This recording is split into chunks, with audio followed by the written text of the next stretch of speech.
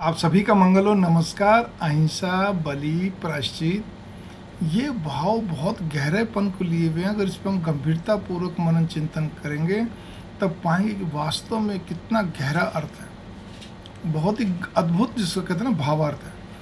अहिंसा अहिंसा का अर्थ केवल यहीं तक सीमित नहीं है कि हमें किसी क्या कहते हैं पशुवध नहीं करना चाहिए, क्योंकि पशुवध तो पाप माना गया, वो हिंसा है, तो हमें नहीं करना चाहिए, वो अहिंसा है। लेकिन यहाँ का व्यापक रूप में अगर आप बिल्कुल सारांश में संक्षिप्तीकरण इसका अगर आप सुनेंगे, मतलब आप भावार्थ को देखेंगे तो यही है, हम अपने मन वचन कर्म से मानसिक तौर पे भी, विशेष तौर मानसिक तौर पर भी किसी के लिए नकारात्मक भाव ना रखें, नकारात्मक नेगेटिव ना सोचें, वो अहिंसा है। हम कल्पना में भी किसी का अहित ना सोचें। मैं ऐसा नहीं कहता कि मैं दूध का धुला हूँ, नहीं नहीं नहीं। कभी कभी गुस्सा आता, आवेश आता, एक बार के लिए जोरदार कोई ना कोई दिमाग में बात आती, लेकिन फिर भी मेरे तो अहित की नहीं आती, गुस्सा आता है बस, ठीक है ना। लेकिन ये भी चीज़ क्या कहते हैं नकारात्मक है, ये भी आपकी हिंसा में आ जाती है। एक आपको उदाहरण दिया अपना ही। दूसरी चीज़ बलि, बलि कहिए, कुर्बानी कहिए, जो भी कहिए आप, सब बहुत सारे, हर एक शब्द के जैसे अहिंसा के भी अलग अलग शब्द होंगे, अलग अलग लैंग्वेज में। इसका अर्थ केवल ये नहीं कि पशुवध, फिर वही चीज़ आती है, पशुवध अपने आप पाप माना गया है, ठीक है ना। इसी प्रकार अब इसमें क्या कहते हैं, वेदों में भी एक चीज़ आई हुई है कि पशुवध को उन्होंने बराबर इनकार कराया, बल्कि उसकी जगह पे उड़द की दाल है, आपका कहते हैं जायफल है, आपका और भी कई साधन जो सात्विक साधन है, उसको आहुति देना बताया यज्ञ में।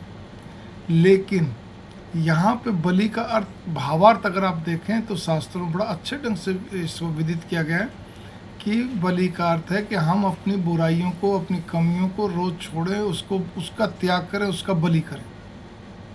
ये बलि का अर्थ है। हालांकि मैं भी अभी कच्चा हूँ इस चीज़ के अंदर, सतत प्रयासरत रहता हूँ मैं अपनी कुछ न कुछ कमियों को छोड़ने के लिए। कुछ छोड़ता हूँ, कुछ रह जाती हैं, जैसा भी है, संसारिक जीव हूँ। लेकिन भाव बने रहना ये भी एक अच्छी बात है। इसी भाव के अंदर ही एक और चीज़ आती है, फिर तीसरा भाव है प्रायश्चित।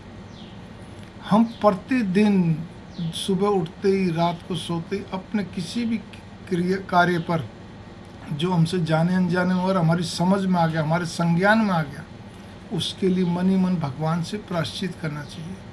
आपने कई बार जिसको हम कन्फेशन भी बोलते हैं, आपने कई बार सुना है, हमेशा सुना होगा कि गंगा जी में जाइए, पाप धो के आ जाइए।